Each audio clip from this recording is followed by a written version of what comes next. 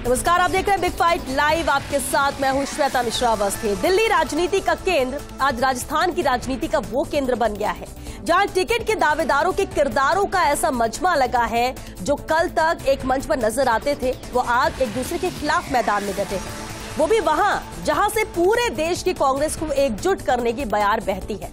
आज क्या विधायक, क्या कार्यकर्ता, क्या सहयोगी और क्या दावेदार, अगर किसी को किसी से सरोकार है तो वो है टिकट। इसके लिए न जाने कितने दर सजदा किए गए, कितनों को नमस्कार किया गया, लेकिन कहा जा रहा है कि जो जिताऊ है वही टिकट का हकदार होगा। जिसको पार्टी जिताऊ बताने में लगी है उसी को बाकी नेता हारा हुआ बता रहे हैं, क्योंकि ये राजस्थान का दंगल जिसे लेकर दांव दिल्ली में चले जा रहे हैं। आज चर्चा इसी खास मुद्दे पर।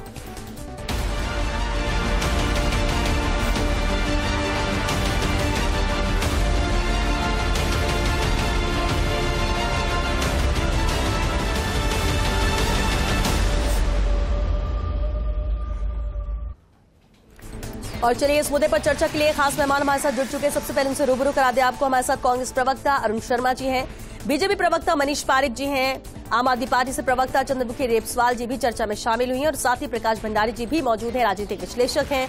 बहुत स्वागत है आप सभी का बिग फाइट लाइव में। शुरुआत अरुण जी आपसे ही करते हैं, क्योंकि इंतजार कांग्रेस की सूची को लेकर है। हालांकि इससे पहले हमने देखा बीजेपी ने 41 नामों की सूची लेकर आया और उसके बाद विरोध की भी तस्वीरें देखने को मिली, लेकिन अभी कांग्रेस की सूची नहीं आई। लेकिन दिल्ली में विरोध के स्वर बुलंद है, क्या कहेंगे इसे लेकर? अभी तक तो नाम फाइनल नहीं हुआ, पार्टी जिसे जीता मान रही है, विरोध कार्यकर्ता और अन्य लोग उसे लेकर कर रहे हैं, वो भी दिल्ली में। देखिए श्वेता, ये चुनाव का माहौल है, चुनाव का मौसम है और प्रजातंत्र में एक बहुत बड़े उत्सव के तरीके से लिया जाता है। आम जनता भी इसमें बढ़ चढ़ कर हिस्सा लेती है, काफी उत्साह देखा जाता है। ये ठीक है। आज एक्शन सारा दिल्ली शिफ्ट हो गया है दोनों ही पार्टियों का। हम लगातार विमर्श में हैं और पिछले कुछ सालों से आपने देखा होगा कांग्रेस ने एक बहुत ही प्रजातांत्रिक एटीट्यूड अपनाया हुआ है। लोगों को सुना जाता है, उनकी सारी बातें सुनी जाती हैं, सबको बोलने की आजादी है, एक तरफा फैसले नहीं होते हैं। तो उसी प्रोसेस में आज स्क्रीनिंग कमेटी की बैठक है, काफी महत्वपूर्ण बैठक है और इसमें स्क्रीनिंग के बाद कल एक मेजर बैठक है सीईसी की। उसके बाद किसी भी क्षण पहली लिस्ट कांग्रेस की सबके सामने आ जाएगी। कुछ दिन पहले भारतीय जनता पार्टी की लिस्ट भी आई है, पहली लिस्ट आ गई है उनकी। और जिस दिन लिस्ट आई थी उस दिन सारे चैनल्स पे मुझे ये जवाब देना था कि देखिए उनकी तो पहली लिस्ट आ गई, उनने बाजी मार ली। तो ये बाजियों का सवाल नहीं है। बहुत समझ के, सोच के, सबको सुन के जो बेस्ट कैंडिडेट उस क्षेत्र के लिए होगा वो चुना जाएगा और यहाँ थोपने जैसी कोई परिस्थिति नहीं। आपने कहा थोपने जैसी परिस्थिति नहीं, तो क्या बीजेपी की पहली लिस्ट में थोपने जैसी परिस्थिति थी 41 नामों को लेकर? क्या इशारा आपका? मेरे ख्याल में ये तो कोई भोला व्यक्ति भी ये सवाल नहीं पूछेगा। बिल्कुल आप देखिए ये आप मानते ना, लेकिन ये बीजेपी तो नहीं मानती। बीजेपी का कहना है कि हमने पूरे एक्सरसाइज के बाद ये सूची लाई है। सांसदों को उतारने की जब जरूरत पड़ जाए तो दो चीजें तय हैं इसमें। एक तो ये कि उनकी वहां कोई ज्यादा यूटिलिटी थी नहीं अभी उन सांसदों की, तभी तो आप स्पेयर कर सकते हो। दूसरा ये एंगल है इसका कि यहाँ जो काबिल कैंडिडेट्स हैं उनका शायद कमी रही होगी उन क्षेत्रों में, तभी एक सांसद के पद से आदमी को विधायक मनीष पारिक जी इसका बेहतर जवाब दे सकेंगे। मनीष जी, क्योंकि चर्चा जिस बात को लेकर है कि दिल्ली में अभी सूची आई नहीं है, बैठक का दौर जारी, स्क्रीनिंग कमेटी की बैठक चल रही है, लेकिन उससे पहले ही तख्तियां लेकर दिल्ली में मौजूद हैं लोग, कार्यकर्ता, और नामों को लेकर विरोध किया जा रहा है सूची आने से पहले। लेकिन जो सवाल अरुण जी ने उठाए बीजेपी की पहली सूची को लेकर, सबसे पहले तो उस पर रिएक्शन। नहीं श्वेता, बीजेपी में जो कोर कमेटी में सामूहिक निर्णय हो रहे हैं उसके तहत जो मूल आधार है वो सर्वे, सहमति और समीकरण, 3 आधार पर टिकट का उसी बारे में बिल्कुल क्लियर है, क्रिस्टल क्लियर बात है, सब लोगों को पता भी है। बार बार सब संगठन के प्रमुख नेताओं द्वारा कहा भी जाता है, सब लोगों में कोई नीचा दिखाने की प्रवृत्ति जैसे कांग्रेस पे चल पड़ी है। जो खड़गे जी आए थे समझाने, विधायकों को नहीं मानी उन्होंने और उल्टे पैर लौट के चले गए। ये बात खड़गे जी को आज भी पता है। जो मानेसर चले गए थे उनका रंजिश अभी तक गहलोत जी में बरकरार है। और जो सचिन पायलट को वो जो उन्होंने कहा था, इनके आपस के जो प्रॉब्लम है वो इवन जो इनके अपने केंद्रीय पर्यवेक्षक आए थे उनको भी शिकवे शिकायत हैं कि कैसे 4 मंत्रियों ने अपने अलग छिपा के रखा, 80 विधायकों ने इस्तीफे दे दिए, वो सीपी जोशी जी के घर पे पड़े रहे। लेकिन मनीष जी, ये तो बीती बातें हो गई कि आपको लगता है कि ये इसका असर आज भी है? आपको लगता है इसका असर आज भी? क्योंकि जब ये सवाल होता है तो कहना यही कि अब तो सिर्फ एकजुट होकर हमें चुनाव जीतना है, जो बात हुई वो पास्ट था। नहीं, मैं आपको यही कहना चाहता हूं, अगर ये सब नाटक था, ड्रामा था, तो जनता को क्या दे रहे थे ये? एक बड़ी बात जरूर इन्होंने कही है कि जो बीजेपी ने सांसद उतारे, तो अभी हमने कहा करोड़ों के घोटाले हुए और आपने देखा 10,000 करोड़ का घोटाला हुआ पाइप का, जिसमें यहाँ के मंत्री डिस्प्यूट में है। 3 मंत्रियों को इन्होंने मंत्रिमंडल से निकाल के बाहर फेंक दिया भ्रष्टाचार के आरोप के कारण। अब उन लोगों को ये टिकट देंगे या नहीं देंगे, ये डिस्प्यूट तो है ही। ये डिस्प्यूट तो पड़ेगा कि डोटा सराजी के सरेआम सामने मुख्यमंत्री जी ने बिरला ऑडिटोरियम में शिक्षकों से पूछा कि आपको ट्रांसफर के लिए पैसे देने पड़ते हैं? सारे शिक्षकों ने कहा हाँ देने पड़ते हैं। अब उन डोटा सराजी को टिकट देंगे या नहीं देंगे, ये दिस इज द डिस्प्यूटेड। एक दूसरी बात, इन्होंने जो कहा ये करोड़ों रुपए के जो घोटाले हुए हैं ना, इससे लोगों को लगता है कि ये सब चुनाव में पैसा बहाया जाएगा।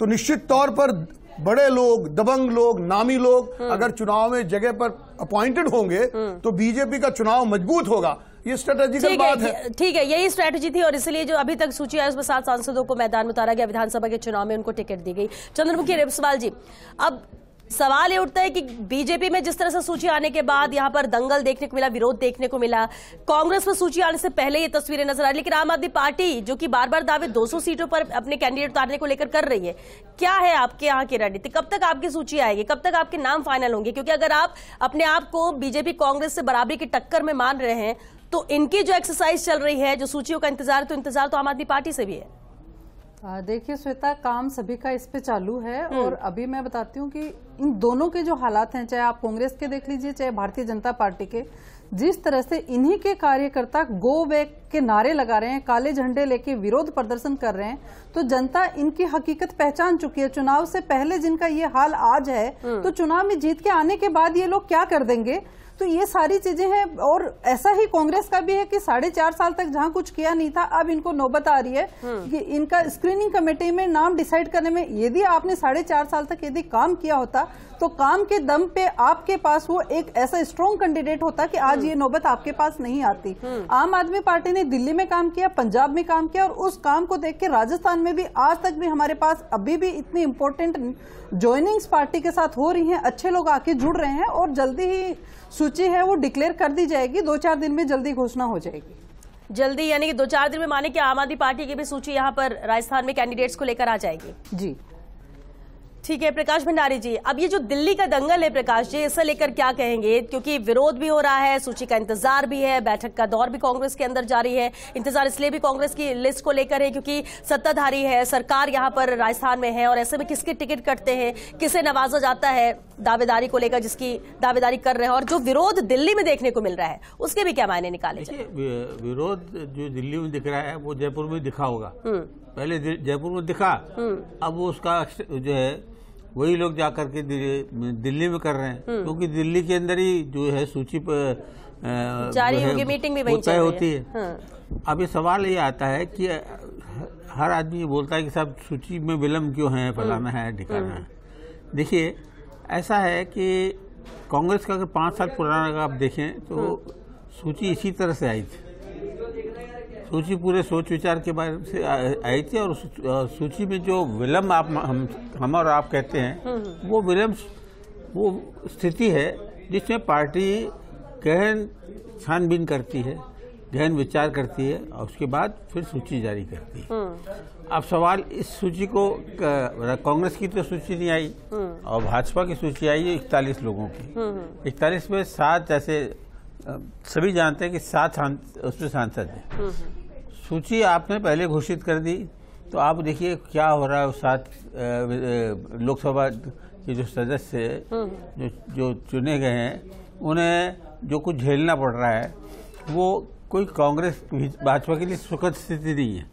जबकि बात यह है कि भाजपा की ये मजबूरी थी कि 7 सांसदों को उनको उतारना इस वजह से पड़ा कि वो निहायत ही कमजोर सीटें थी और उनके पास वो ऐसा मजबूत कैंडिडेट नहीं था जो वो सीट निकाल सके। और यही कारण है कि आप जयपुर में देखिए कि जातिगत समीकरण तो देखे जाते हैं, लेकिन कभी ऐसा नहीं होता है कि एक सीट और उसके पड़ोसी जो सीट है तो दोनों राजपूतों को दी जाए। एक तरफ दिया कुमारी है, दूसरे तरफ राज्यवर्धन सिंह। ऐसा पहले नहीं होता था। तो एक साहब ये डोमिनेंस ऑफ वन कम्युनिटी, एक जाति का प्रभुत्व दिखेगा तो ये पार्टी के लिए अच्छी बात नहीं होगी। तो ये दोनों ही पक्ष में ये इससे बचा जाता था। लेकिन आपने देखा कि भाजपा के पास कोई कैंडिडेट्स की कमी है, ये मानना पड़ेगा। अच्छे उम्मीदवारों का अभाव है। उसके कारण ये मजबूरी है, भाजपा की मजबूरी है कि उन्हें सांसदों को उतारना पड़ रहा है। और एक बात और आती है, अभी 41 में 7 है, अभी तो 159 लोगों को बाकी है। अब ये देखिएगा कि और कितने सांसद जो हैं वो दूसरी तीसरी चौथी जो भी सूची है उसमें कितने सांसद और आने वाले हैं। वो ये बताएगा कि बीजेपी का कम से कम जैसे 30-40 सीटों पर कोई मतलब मजबूत उम्मीदवार उनको नहीं मिल रहा है। इस वजह से सांसदों का सहारा लिया जाए। प्रकाश जी, यानी कि ये माने कि क्योंकि जो स्ट्रैटेजी वो तो ये कि जो जिताऊ कैंडिडेट हो, जो टिकाऊ हो, उसी को टिकट देना है। वो जिताऊ नहीं मिल पा रहे इनको, इसलिए सांसदों को उतारना है। सांसद जो हैं ये ऐसे सांसद हैं जो जिताऊ दिखते हैं, जीतेंगे नहीं या नहीं जीतेंगे इसका क्योंकि एक बात बार-बार की जाती है, जो 25 जीते थे वो मोदी लहर में जीत गए। अगर उनका इंडिविजुअल जनाधार उतना है नहीं, और कई ऐसे भी सांसद हैं जो जीत गए हैं। तो प्रकाश जी, अगर एक तरह से कहे कि इनका एग्जामिनेशन है, इनका सेमीफाइनल है कि ये विधायक का चुनाव जीत पाते हैं नहीं जीत पाते हैं। उसमें सबसे एक बात और आती है, अगर समझिए उसमें से कुछ लोग जो जीत जाते हैं तो फिर लोकसभा का जो चुनाव होगा उसमें नए सिरे से उम्मीदवारों की तलाश होगी कि साहब ये तो जीत के आ गए, जो पहले जीते थे वो अब विधायक हैं, अब नए सांसद की खोज। तो सवाल ये कि इतनी बड़ी खान थोड़ी है भाजपा के अंदर कि जब चाहे उसमें से कुछ न कुछ निकाल लिया जाए। ये मनीष जी इस पर क्या कहेंगे? कमाल ही हो गया, प्रकाश भंडारी जी ने आज तो ऐसा काम कर दिया है कि अब सांसदों की भी कमी है। मतलब कमाल हो गया, 7 सांसद में ऊपर से नीचे चूल्हे हिल गई। नहीं कमाल हो गया। अभी तो सवाल कहना चाहता हूँ प्रकाश जी भाई साहब, 159 अरे ये कोई बात हुई है, सूची आनी है। आप क्या कह रहे हो? देखिए तो सही, लोग आपको फॉलो करने वाले देखना पड़ेगा। अब ऐसा लगता है कि 12-14 अच्छे नेताओं की कमी है। मैं कहता हूँ बीजेपी का एक कार्यकर्ता, एक मंत्री के लिए बहुत है। ये आप जानते हो केडर बेस्ड ऑर्गेनाइजेशन में एक कार्यकर्ता नेता होता है। लेकिन जो आप ये कहना चाह रहे हो ये कभी विधानसभा सांसद उतार रहे पत्रकारिता को क्या हो गया है? रिपोर्ट करना, टिप्पणी देना काम था, वो निर्णय लेने लगी है कि आला कमान के पास में लोगों की कमी है इसलिए इनको उतारे। वाह Prakash ji, senior most journalist. दूसरी बात मैं आपको कहना चाहता हूँ, भारतीय जनता पार्टी में खान में इतना सामान पड़ा है, लाना है आपके साथ। मैं तो आपकी तारीफ कर रहा हूँ, आपके खान में इतना माल है कि आप पहली वाली सूची नहीं। आप ये कह रहे हो कि ये सांसद यहाँ चले जाएंगे तो 6 महीने बाद दूसरे सांसद लाने पड़ेंगे, फिर कमी रहेगी। कमाल हो गया। यही कह रहे हैं कि आपके खान में 25 सांसद के उम्मीदवारों की कमी बता रहे हो आप। रत्न भर रहे हैं। मुझे मैं कोई ये नहीं कहना चाह रहा हूँ, मैं ये कहना चाह रहा हूँ कि आपकी दृष्टि हुई है। आपको ये सोचना चाहिए जो भ्रष्टाचारी मंत्रियों का क्या होगा। इन्होंने पैसे खाए हैं, इन पे मुकदमे बन रहे, आरोप लगे, उसकी चिंता करनी चाहिए। आपको चिंता करनी चाहिए। जिन 50,000 सांसदों का क्या होगा, जिन 12,000 लोगों का क्या होगा, जो उन्हें क्यों नहीं बोली? 8,000 लोगों के विधायक का चुनाव लड़ा जा रहा है, उनके बारे में आपने कुछ नहीं बोला। 8,000 लोगों की चिंता नहीं है और आप कहते हैं कि 200 कैंडिडेट बीजेपी को नहीं मिल रहे हैं। तो कह रहा हूँ आपकी खान में ऐसे रत्न भर रहे हैं कि निकाल लिया जाए। मनीष जी, मैं मनीष कहना जी। चाहता हूँ, मैं मनीष इसलिए जी। कह रहा हूँ, अगर हाँ। ये अरुण जी कहते ना, मैं आपको कहना चाहता हूँ, अरुण जी कहते accepted तो अच्छा होता। था। He लेकिन can अच्छा, say, ठीक है, अच्छा, आप but कह रहे हैं कि ये बायस, मैं इनको कहना बायस चाहता हूँ, क्यों? निष्पक्ष उनको होने लग रहा है, चाहिए। उनकी कैलकुलेशन वो ये कह रही है। बीजेपी के पास तारीफ कर रहा हूँ आपके साहब कि आपके खान में इतने रस्ते भरे हैं कि कभी निकाल सकते 10 लाख मुकदमे जब दर्ज हो रहे हैं लोकसभा का चुनाव होगा उस खान से माल निकाल लिया मिट्टी आई जाएगा। है, ऐसा कौन सा दूध पिया है लोगों ने? 10 मनीष लाख जी, मुकदमे दर्ज हुए ठीक है, हैं। ठीक है, अरुण जी, अरुण जी, इसका अरुण जी। कारण होना मनीष जी, चाहिए। एक मिनट, हाँ, अरुण जी।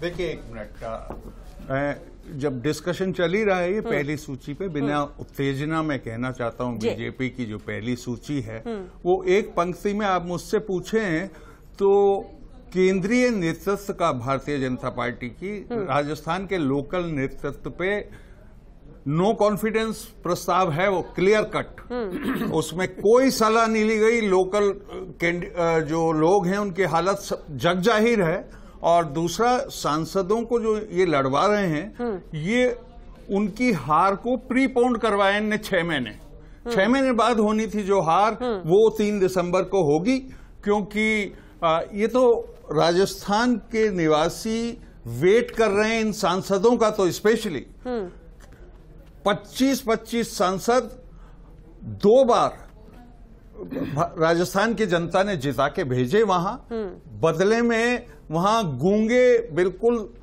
जिप लगा के बैठे हुए सांसद, सिवाय मोदी करने के क्या है? इन्होंने कुछ शर्मा जी को बताइए। उसके अलावा मंत्रिमंडल से पारिक साहब अलग से आपको जब टाइम मिले तब बोल, 25,000 रुपए का जब टाइम मिले तब बोलना। कोरोना का ये तरीका ठीक नहीं, 1 लाख रुपए में खरीदा है, उसके बारे में बताइए। रोकिए, आप बता रहे हैं इनकी बारी पे बोलिए, अपनी बारी में बोलिए। आप बताओ आपके मंत्रियों का क्या होगा? हाँ, हम बता रहे हैं, बताइए हमारे मंत्रियों का जो होगा हम बता रहे हैं। उस समय थे मिनिस्टर यातायात के, अब बोल उस चुके समय हैं। जो ये आरटीओ डीटीओ के जो वो यू आर रिपोर्टिंग योरसेल्फ, आप बोल चुके हैं। पैसे लिए थे, ये बताइए ना, आप घबरा गए हैं, आपको लगता है ये तो चुनाव का मोड ही बदल दिया, ये जो बार बार रिपीट की बात हो रही थी वो रिपीट हो गया है, इसलिए ऐसी बात यही तो सबको देखना है ना, क्या मुहावरे नहीं चल रहे हैं यार, डिबेट चल रही है, रिपीट और डिफीट कुछ और देखा जा रहा है। मनीष जी ने बताया कि जो भ्रष्टाचार के आरोप हैं उन मंत्रियों का क्या होगा, तो मैं मनीष जी को बताना चाह रही हूँ कि वो मंत्रियों के लिए तो ऑलरेडी भाजपा की वॉशिंग मशीन है, उसमें जो जाएगा धुल जाएगा, उनमें शामिल हो जाएगा, जो लड़ेगा बताइए। वो मैं यही जानना चाह रहा हूँ, डोटासरा जी आ रहे हैं, आपके पास लिस्ट लाइन में लगे शर्मा जी आ रहे हैं, हरीश चौधरी जी आ रहे हैं, प्रताप सिंह जी आ रहे हैं, महेश जोशी जी आ रहे हैं। आपको पता है ना, आप कह रहे हैं ये बीजेपी की वॉशिंग मशीन में जाएंगे, तो बताइए ये कब आएंगे? अजीत पवार जी का 70,000 करोड़ का जो हुआ था घोटाला, उस पे क्या एक्शन लिया गया जब वो करप्ट थे, और आज भारतीय जनता पार्टी में आते हैं उनके सारे आरोप खत्म हो गए। यहाँ पर विरोध हो रहा है, दिल्ली में तख्तियां लेकर पहुंच रहे हैं, आपको लगता है कि इसका कुछ फर्क पड़ेगा, इम्पैक्ट पड़ेगा, या जो मीटिंग में तय हो जाएगा वही तय है? बाद में भी इन विरोधों को देखा जाएगा। कोई भी पार्टी कमजोर उम्मीदवार नहीं उतारती। 200 की सीट है, 200 का हाउस है, हो सकता है 2, 4, 5 आदमी सिफारशी पहुंच जाते हैं, कमजोर पहुंच जाते हैं। वो न सिर्फ कांग्रेस में होता है, भाजपा में होता है, सारी पार्टियों में होता है। इतनी बड़ी डेमोक्रेटिक सेटअप के अंदर कुछ लोग ऐसे हैं जो कमजोर भी हो सकते हैं, कुछ ऐसे होते हैं जो बहुत मजबूत रह जाते हैं बेचारे। तो कहने का अर्थ ये है कि कोई पार्टी अपने उम्मीदवार हारने के लिए नहीं उतारती, एक बात हमेशा ध्यान रखें। और बहुत कोशिश होती है उनकी कि बड़ी, लेकिन कई बार मजबूरी होती है, वो बात अलग है। अब ये जो विरोध किया जा रहा है दिल्ली जाकर के, वो जयपुर में भी विरोध कर चुके, मैं पहले भी कह चुका हूँ, वही लोग हैं जो दिल्ली जाकर विरोध कर रहे हैं। क्यों?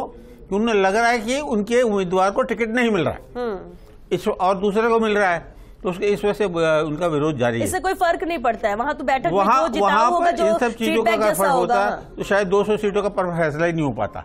अब इतनी बड़ी पार्टी है, सब और कई तरह से ये फेजेस से गुजरती है।